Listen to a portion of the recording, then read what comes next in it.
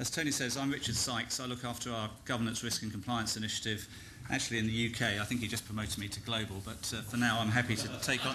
I'm happy to take on the challenge in the UK. And with me this morning I've got Paul Robertson, who spends all his time in the crisis management space. Crisis tends to bring out the best and worst of people, and in particular in their behaviours. And Paul in particular has worked with a number of clients in actual crisis situations and also in real-time simulations.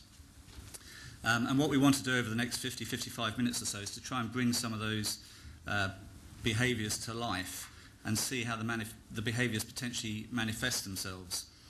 Why behaviours happen, good and bad, it can be up to a number of issues, a number of factors, and it's quite interesting, a couple of the comments that were made on that panel earlier. Leslie talked about the need to avoid silent witnesses, and I think I can assure you that over the next hour or so there won't be any silent witnesses around the boardroom table. And Tim also talked about the fact that governance is about behaviours, and you're certainly going to see some behaviours being exhibited this morning. Just in terms of setting the background, I think it's worth just keeping a focus on what we call the 3 C's from a boardroom perspective of the need for compliance. That's arguably the easy bit. Do you have the right capability around the board table? And what confidence do the people around the board table have in terms of their roles? As well as the need for sort of reflective action. And we've used the expression this morning, sort of giving the forward space. But I think reflective action is all around having the right people and the right environment and the right information in which to reflect on what decisions may be taken or need to be taken. Let me hand over to Paul, who's going to quickly outline the session, and then we'll reveal the boardroom. Thank you, Richard. As Richard has already mentioned, I work with all sorts of companies, big and small, hopefully long before they ever suffer through a crisis. Sometimes, however, that also happens to be during a period of crisis. The examples you're going to see today, we're going to run through a number of scenarios, a number of role plays with my acting team. They're all based on real examples, some that I've been party to, some that I've been witness to, some that happened far before my time. If you do recognise any of them, I do promise you the names have been changed to protect the guilty. What we're going to discuss is only a really snapshot of some 3 major behaviour issues that we see time and time again. There are so many to choose from. We've picked some of the more interesting ones, some of the more fun ones, probably ones you've seen in boardrooms, either as being part of them or indeed in the press when you see them being reported. Some of the behaviours we'll see are negative, some are positive. We're not trying to draw a conclusion on are they right, are they wrong. In fact, there's never really one path through a crisis. There's multiple, and it's finding the right one for each of your organisations. Each role play you're going to see is a different crisis, although I'm going to introduce you to the board and you'll get a feel for who they are as the session goes on. So let me introduce you to our boardroom. Sitting around the table, I'll start on my immediate right. We have John as our Chief Operating Officer, Mark, our Chief Executive, Barbara, our Non-Executive Director, and Dale, our Director of Communications. All I'm going to tell you at this point is clearly a major event has taken place. Okay, have you seen this? I've picked up the papers. Yeah. Pretty shocking headlines. I think you'll agree we've got a crisis on our hands and we need someone to front this up. Right. Well, whoever fronts it up, I want my name kept out of it, because as far as I'm concerned, any of the other companies that I am associated with should not be tainted with this. Look, Yeah, that's fair enough.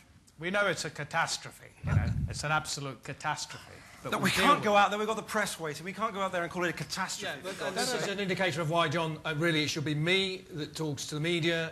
My contingency plans that are now going to be put in place, me and my people should be dealing with this. But I know the technical issues involved. I mean, but I you're should going to be go the out one in front of the media and start talking about a catastrophe, and that's absolutely I'm not going to use that Well, word this in just front of the speaks media. to me of the lack of planning, the lack of There is any no lack of notion planning. We what have to do in a contingency plans situation in like place. this. I'm making it quite clear now. These contingency plans now come into action. It's a well-oiled machine. There's nothing to worry about. Contingency plan or no contingency plan. Look, I'm the Director of Communications. I know how this lot work. I need to go and speak to them now. Now, we need to make a decision about this, because if either of you two do...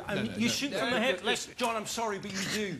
I'll speak to the media. I'll be the one who speaks to the media. It's me that should speak to the media, John. It's obvious it should be me and my people that deal with this. The team has screwed up. Considering you have actually been responsible for hang putting on, the hang on, contingency hang plans on. in, No, and the contingency plans don't even work. We They haven't put failed them us. we haven't put them into place yet. yet, have we? It's the Yeah, but engineers they who should be in failed place. us. They People should from be in your place. technical It's background who exactly have the failed problem us. we're faced with. You know, if we're not prepared to... Look, I've got to go and deal with these people. I'm sorry, I'm not going to leave it to you guys to just squabble, because you'll take it out there. Dale, I'll speak to the media.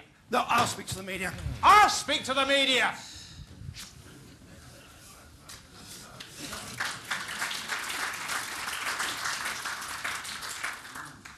Well, hopefully you agree that that's hopefully not happened in your boardroom. What did I see there? There's a couple of key things that I just want to reflect on. I'll do this for each of the scenarios as we go. First of all, an almost total lack of ownership of the actual problem. To some extent, an either passing or grabbing of the buck in terms of whose problem it is and who should be dealing with it. And reflecting on some of the things that were said earlier, really a boardroom is not a team as we know it. They are a series of both individuals and a series of different stakeholders around the table even. So it's reflecting on the fact that they're not a homogenous team. And finally, from a crisis management perspective, time is incredibly precious. The time that they have just spent having this debate should have been done weeks, months, if not years ago. We should not be getting to this point and having that conversation now. So I'd like to step it on and talk about another different crisis, another situation. In this particular case, let's talk about communications and engaging with stakeholders as we talked about this morning. Okay, yeah, look, have you got the press release? Yeah, I think we need to go for pretty much full transparency on this. Yeah, there's no way around it. I mean, I think you just tell them we're acknowledging the problem, we're listening and consulting our business partners, and if you can update the Facebook page and tell them there will be updates on Twitter as well. Okay, thanks very much. Thank you. He's here now. Okay, great. No, I've just talked through the press release and just told them that basically we're going to keep everyone updated as much as we can. I think there's no point in trying to hide anything here. If we can update the Facebook page as and when we can, and we'll keep regular tweets coming through so that there are answers to the questions that people are Dale, asking. I think what we really need to do here is consider whether, well, I mean, as far as we're concerned, that is not the approach to speak to the press in that way at this stage. You've not actually released the statement yet, have you? No, but it's gone through. Okay, because you need our sign-off on it, so let's put a hold on that for the time being. Yeah. We don't want to make ourselves the centre of this story, Dale. We're not the story, Dale. No, I do understand, but we already are. I mean, this has come out, and we have to start. I mean. No, we have our way of dealing with things, and I know that you're new here, but you'll learn. And the reason I'm here is because I have a lot of experience in dealing with the media. This we know, and of course. taking that on board, it's just that we know now to take the long view, even in a situation like this. Not to give the press something that they can have a feeding frenzy about. They will have a feeding frenzy whether we like it or not. I mean, they're asking questions. There are journalists at the BBC, there are journalists on all the broadsheet newspapers. Absolutely. They're blogging the entire time. Whatever that is. They're talking about all these issues. If we're not participating in that conversation, I'm sorry, it'll look like we're hiding. But it's a need-to-know basis, Dale, and the customers don't need to know, but our business partners do. Yeah, exactly. John's shorthanding it, but really what we are doing here is talking about different conversations, and we're speaking to the key people who are our audience, who are our business partners and our clients. Hang on, talk to the business partners as well. I mean, get them on board and let us all, get together and release what we feel we can. So this will burn itself out. If you put this out there now in that way, in a full disclosure way, however much information you give, the story will run away from you. You're taking the lid off a Pandora's box. You know what the media are like. They'll catastrophize. I mean, I don't understand. I mean, you have to understand we live in a different climate now. I mean, the era of no comment is over. I know. You can't get away with that. We're not saying no comment. No, we're not saying that. The media will feast on it. They're only there to sell papers, television programmes, what have you. Don't give it to them. It only takes somebody to leak one of our conversations and get out there. Well, who's going to leak one of our just conversations? Well, who knows?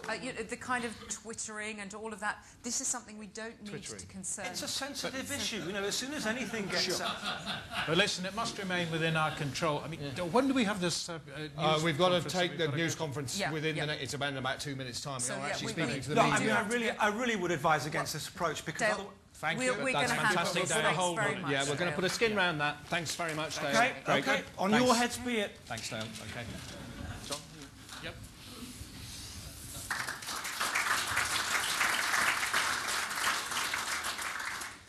Again, hopefully there's a conversations you perhaps don't recognise. What did I hear there? There's a couple of comments, actually, which were said, which I reflect on quite regularly with clients.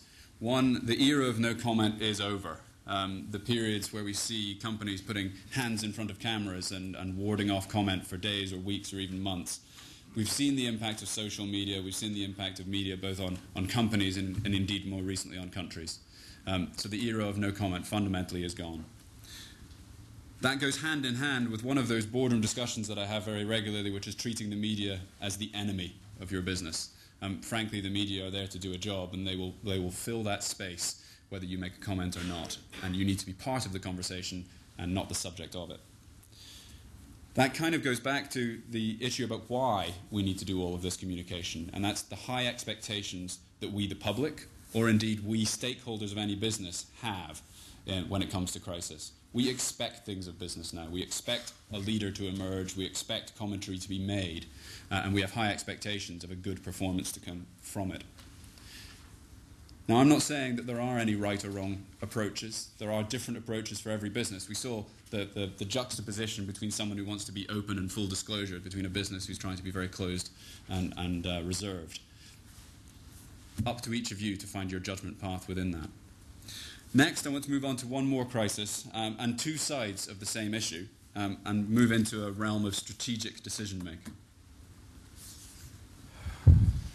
What does it... Well, I think it's quite worrying. I mean, there are a lot of tweets coming through at the moment which are just suggesting that, people are talking about hospital admissions. Oh, right. People are getting seriously ill. Right. I saw something on my way this is increasing, actually. I think, we've got... one of the newspaper stands, it was saying something about another incident in the north. I thought it was all in the metropolitan area, the contamination. To date it is, but I don't know whether that's actually been confirmed. I mean, we don't have any confirmation. Has there actually been a fatality? Well, I don't know, but nothing's very clear, but obviously, people are talking about it. Well, how come we don't know that?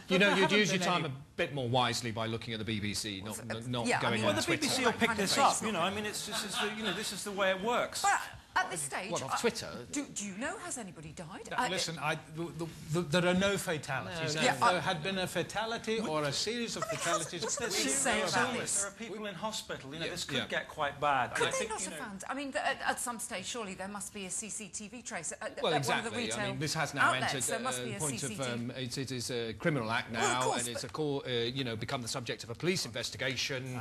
I think we need to take our stand around... I think it's really the distributors, Mark. Exactly. The retailers, John, I think. Well, really. no, the I think the retailers surely are distributors. responsible for security in any of the shops where the brand is actually stocked. I read that the police were saying that the things are being contaminated in the actual stores. So I don't but know if it's happening in the north as well, I mean, that might suggest that criminal activity is confined to the distributors. I don't know. I saw something about something in the north. It could be copycats, couldn't it? It could be a copycat thing. Copycats, you see. Now that's where I think we need to check the legal position with the retailers, because surely you know Bill Carland, who's chief inspector. Sir Bill, yes. Yeah. I mean, why don't you go and have a word with him and see if you can get any kind of info, through him, but do it in a confidential manner. Surely they know. They'll be able to feed us the information before we hear about it in this Twitter.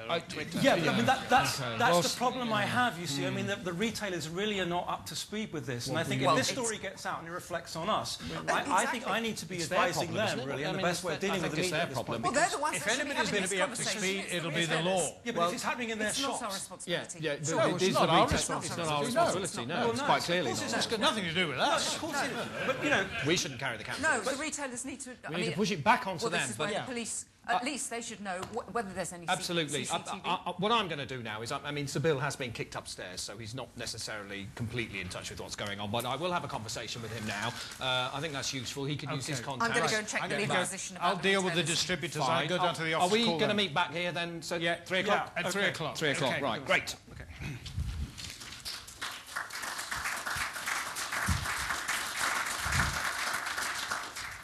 What I'd like to do now is just address the Chief Operating Officer of the company. I think there's probably a better way they could be doing this. Brian, could I invite you? You might have some thoughts and some questions to prompt the team. And I might have even been asked to do this beforehand. Yes. Entirely possible. Just tell us first how you think this crisis is going for you. How's it all going? Honestly? Yes. Very, very, very badly. Why is that, do you think?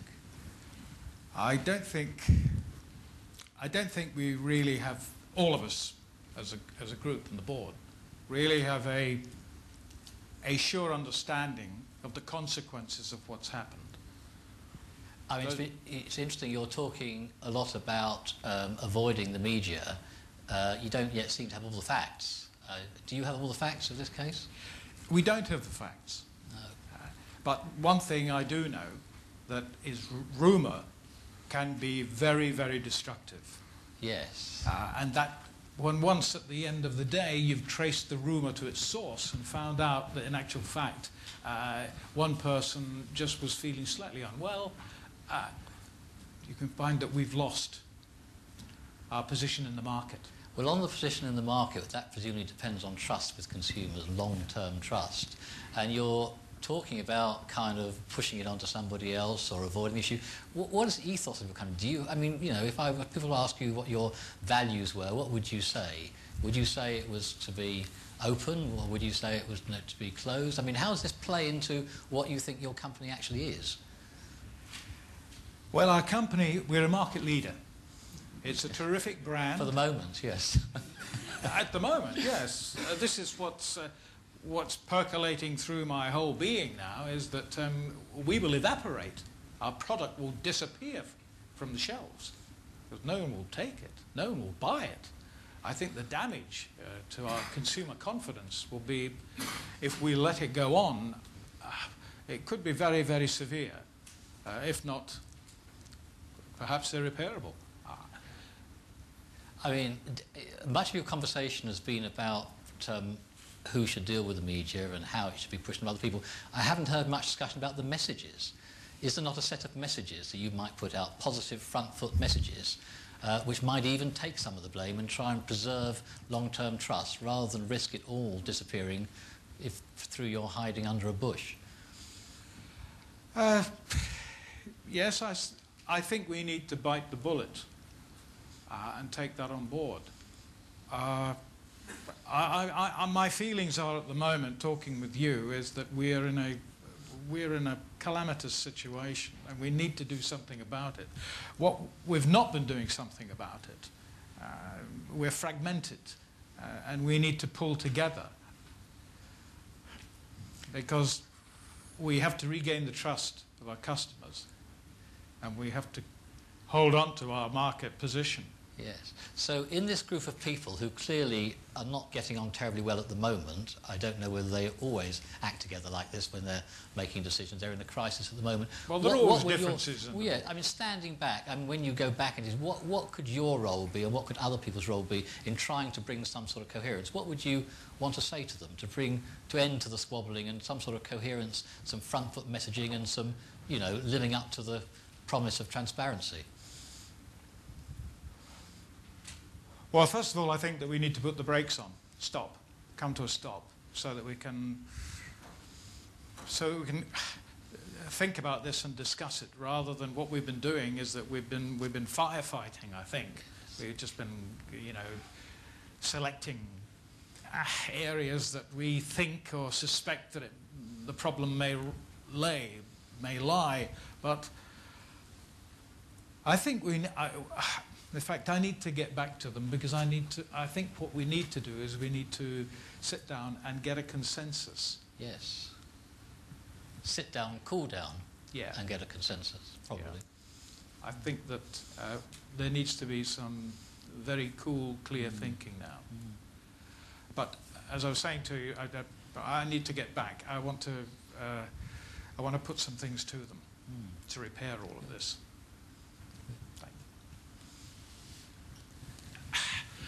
Hello. Hi, John. Right, fellas. Well, I've been having a bit of a think, and let me just put this all out to you. I'll throw this on the table. I mean, I believe that we should take a step back. Let me ask you, what are we as a business? Well, we're Long-standing, well-established. market leaders. Generations of experience and having built up a great reputation over Great the years. brand, high quality, How are we rated with our customers? very high. Well, until now, Highly trusted. one of the best. Until now, that's Okay. yeah. How do we stay that way? Oh, Great difficulty at the moment. It's a bit of an obstacle. Yeah. we need to get that trust back. Really, I think. Okay, so we have to fight to get our consumers' confidence. Yeah. 'Cause at the moment, everything is going out. We've had a terrific brand, and that brand is no longer terrific. but that's only because of somebody else's criminal action. Absolutely. I know. Yeah, but it is our brand name which is associated with it, Yeah. and it's, people are looking at that and thinking that's unsafe, that's going to poison us, And we're responsible for that. We're responsible. I'm going to put this on the table because I think this is something that I very seriously believe we should do. I believe that we should withdraw our entire stock from the shelves in the UK. Really. Wow. Okay. I mean, that's radical. It is, yes. Yes. It's more than radical. it seems to me it's either very, very foolish or rather brave to. it's going to be It's going expensive. to lose a. Millions. Of course it's going to be expensive. I think it's neither. It's neither foolish or brave. I think it's absolutely necessary. I mean, so you're effectively talking about a relaunch or a rebranding. Well, first of all, I'm talking about there's big withdrawing the lot. contamination. Yeah. So, one of the issues is perhaps with the packaging. If we look into, a bit more. Well, there is stuff that we can talk about around that, about R&D we're doing with new packaging, but I'm interested in the point you're making about that the initial story needs to be about the withdrawal of the recall of the entire product line. And if we're going to do that, may I say, I know some guys who are very knowledgeable about this market who I think we should bring in if we're going to take a step like this and get an outside view. But I think Mark's right. It's a fantastic story. What it says is, that we're taking an incredibly radical step because we care about the customer base, and that, Regardless if of we're where the prepared to go to contaminations these come lengths from, and to rebrand or relaunch or what have you, that's a pretty good message. Yeah. And also the message is going to contain that this is going to cost us, as a company, millions. And customers will be persuaded by that. We're prepared to actually sacrifice to that extent Yeah. on their behalf to make sure that they're confident in what that they're we're doing. safe. Yeah. So, would we be agreed on the way forward? Yes. Yeah. Sounds like we have not had much choice, really.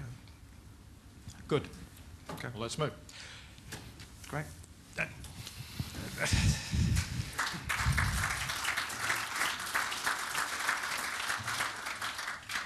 So that's the three role plays for you.